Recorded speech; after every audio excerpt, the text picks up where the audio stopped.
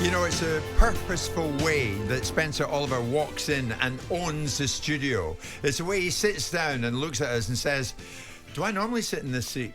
Yeah. I mean, honestly, you couldn't make it up. If you ask me. Listen, when the music plays, I feel like I'm doing that ring walk, you know? Yes. And I sit opposite Simon Jordan. I look at him like I used to look at an opponent. Yeah. In the eyes. In the knees. See your eyes fluttering a little bit. And looking into my knees. Yeah. It all comes flooding back, does it, Spencer? Oh, it does. Yeah. And then it was over in a flash and you'd lost your title. It's unkind, that isn't was it? brutal, That wasn't was it? brutal and unfair. Anyway, and how are you, called Jim? for. Spencer, very good, thank you, mate. You're a breath of fresh air every time you come in here, and today is no exception. Just over 1 month away from the undisputed fight between Oleksandr Usyk and Tyson Fury. It is now the 18th of May for this, of course, in Saudi Arabia.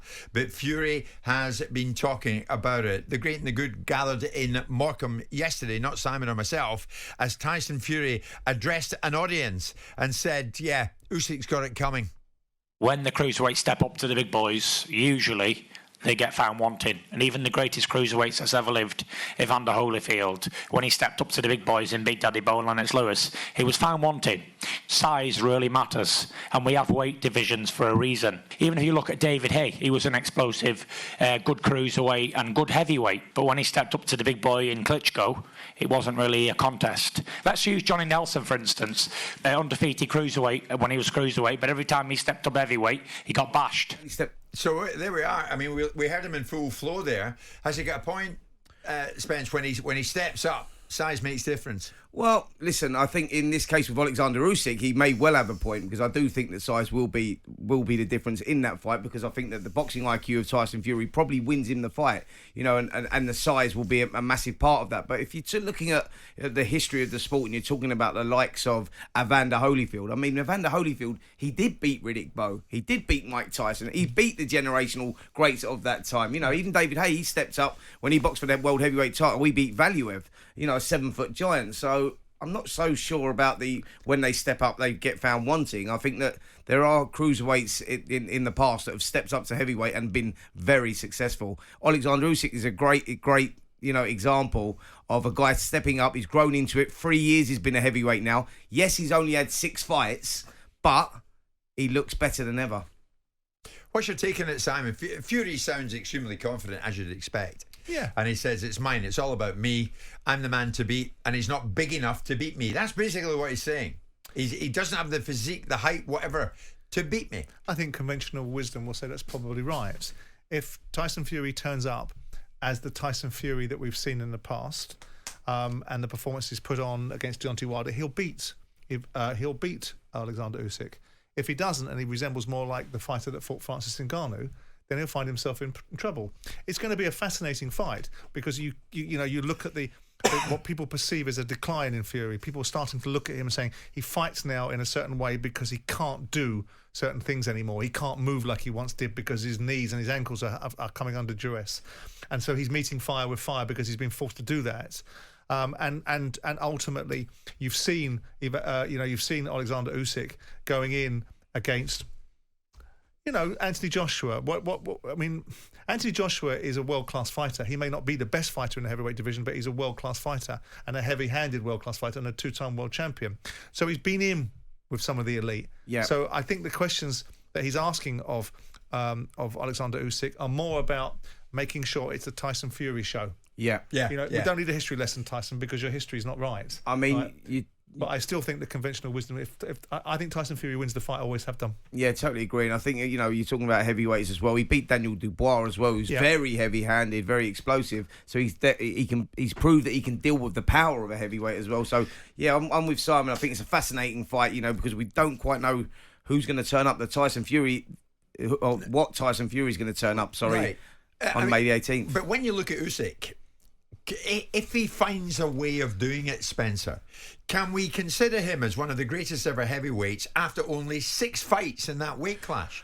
Well, we can consider him a generational great, that's for sure. When you're talking about all-time greats, you're looking in the history of the sport of boxing in Muhammad Ali, Joe Frazier, but they had other dance partners to make them an all-time great. Lennox Lewis, you go, there's a stream of heavyweights. So I think that there's more chapters to be done. I think for Oleksandr Usyk, yes, if he becomes an undisputed world heavyweight champion, he's definitely a generational great, but all-time great. I think there's still more to go. Would victory propel Usyk, though, Simon, on a level with the man that Spencer just mentioned there, the last undisputed Lennox Lewis, and past the likes of Mike Tyson? No,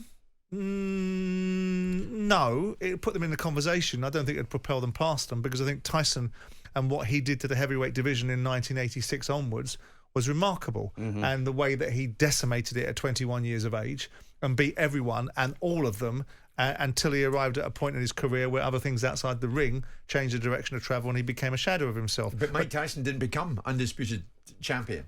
This fellow would. Yeah, Mike Tyson was undisputed he was champion. undisputed. He was undisputed heavyweight. Trevor Burbeck, by 1986. By beating Michael Spinks, I think he got all the belts that were available. Yeah, I think that was the fight that Trump in the end made, didn't he, in Atlantic City or wherever it was. Yeah. So, but Tyson and Lennox Lewis are different generations. I think ultimately Usyk and Fury present an opportunity to put themselves into a conversation about the history books.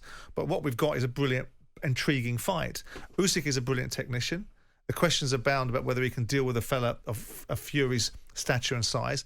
I think Fury is a very clever operator. I'm not a huge admirer of his personality over the last 12 months, but I'm a huge admirer of his abilities, and I think he will be the best version of himself. Yeah. I think he'll go in and do his Lazarus trick again, which is, you thought I was all done, you thought I was out, here I am again, and he'll do what he does. Lots of messages coming in, Spencer. There's one. Hi guys, listen to you every week. Tyson's boxing IQ is inferior to Usyk's. That's Usyk's advantage here. It's much closer than any of you lot think. Absolutely. Listen, we're not saying it's not close, because we won't know until that first bell rings. We're all going to have an opinion. What I'm saying is Tyson Fury has a great boxing IQ as well. He's very good. He's good on the back foot. He's good on the front foot. He knows how to, he knows how to control the ring and the space. And I think that's important for him going into a fight with Usyk, because Usyk is the master. Yes, he's the technician. But we also see some fragility about Oleksandr Usyk as well. We saw that against Daniel Dubois. There were times where we go, he looks a little fragile, and that might be his undoing, because Tyson Fury is very good. Look, Fury can box on the front foot, back foot, but he don't mind having a fight, Fury, and that's where he's going to try and take Usyk. He's going to try and cut that ring off. But I don't think Fury is as heavy-handed as Daniel Dubois. No, definitely not. No, but he's a huge man, and he'll know how to use that weight, and he'll know how to try and lean on him. Absolutely. Yeah. If Usyk wins, does that end the idea, Simon, of AJ against Fury? Would that be it? What do you think, Spence? I don't think it will. No, it won't end it. I mean, obviously, it takes something away, because but I think that fight is always the fight that will appeal to the public, because but it's a rematch built in. So if Fury were to lose to Usyk, they've got a rematch built in anyway. Yeah. So if Fury were to come back from losing, which he's never done, so he doesn't know what losing looks like, right? And he didn't draw in the first fight with Deontay Wilder. He won that fight too, although the scoreboard says a draw.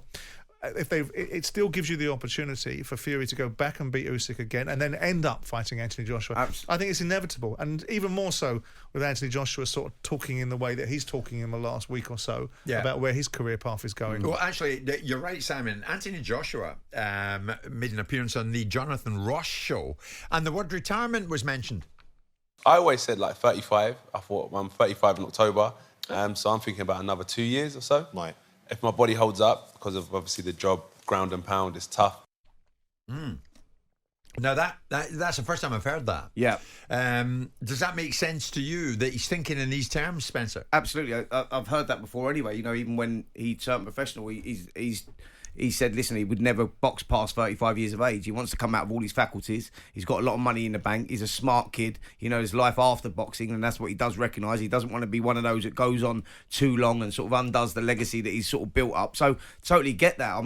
I'm actually surprised he's going on for another couple of years, because he always said that was the age he was going to come out. But obviously, with what's going on now, the investment of Saudi Arabia, and there's a lot of money on the table, and it is about modern eras. And I think that Anthony Joshua wants to go down. He wants to test himself against the best, and that's why I say him and Tyson Fury will happen. If they both lose again, or if they both win again, the fight will definitely happen because it's all about modern eras and the best fighting the best, and that's how you create generational greats and all-time greats. Well, they have no excuses now because the money's there and the fights are getting made. So you can't have this faction and politics being played out by promoters that can't work deals because they've got broadcast obligations and neither one of them is prepared to give an inch.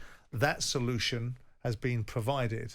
So Anthony Joshua, I think, is very sensible to talk in terms of A, he's got all his faculties, B, he doesn't have to put himself in the way of more jeopardy, and C, the opportunity is now. The finance is there. If he was stepping away from it on the back of a year where in most people's minds he's rebuilt himself, in most people's minds he's redeemed himself, and I certainly think, in all fairness, with the way that he dispatched Ngannou, you know, I made the observation, it's slightly overstating it, but he becomes a little bit of a national treasure for heavyweight boxing because I think Fury dragged it into a place with his pathetic performance against Ngannou. All of a sudden, you were starting to watch boxing being parodied, and we were having people popping up from the NFL, from the UFC world, talking about where the value was in combat sports. Sure. Yeah. Restored the faith in boxing. Yeah. So in about 5 weeks we shall know, because May the 18th is when in Saudi Arabia Fury and Usyk get it on. Stay with us.